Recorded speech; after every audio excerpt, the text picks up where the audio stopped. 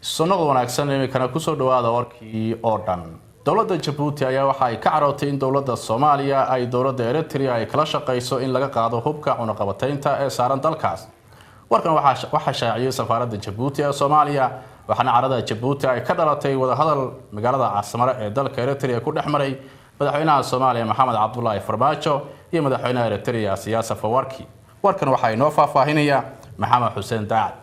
war qoraal oo ka soo baxay safaaradda Djibouti ee ku leedahay Soomaaliya ayaa looga hadlay safarkii maalmaha kooban qaatay ee madaxweynaha Soomaaliya Maxamed Cabdullaahi Farmaajo ku tagay wadanka Eritrea. Dawladda Djibouti waxay sheegtay inay walaac ka qabto wada hadallada dhexmaray dawladaha kale ah Eritrea iyo Soomaaliya ka oo ka dhacay magaalada Asmara. war-saxaafadeedkan ayaa lagu sheegay in dawladda Djibouti aysan aqbali karin hadalkii madaxweynaha Soomaaliya Maxamed Cabdullaahi Farmaajo ee ahaa in Eritrea laga qaado cunaqabataynta saaran iyo sidoo kale in heshiis iskaashi oo dhanka dhaqaalaha la xiriira u dhaxmaro dawladaha Soomaaliya iyo Eritrea.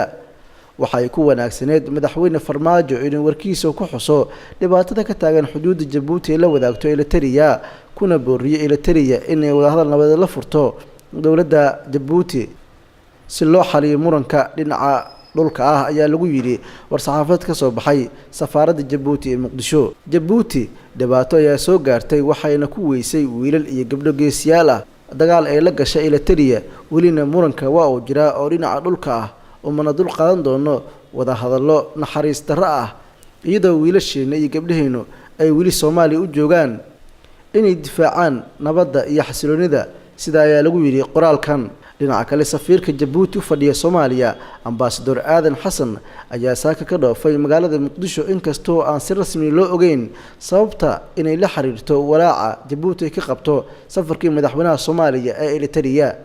Maxamed Xuseen Axmed, telefishinka RTN, Muqdisho.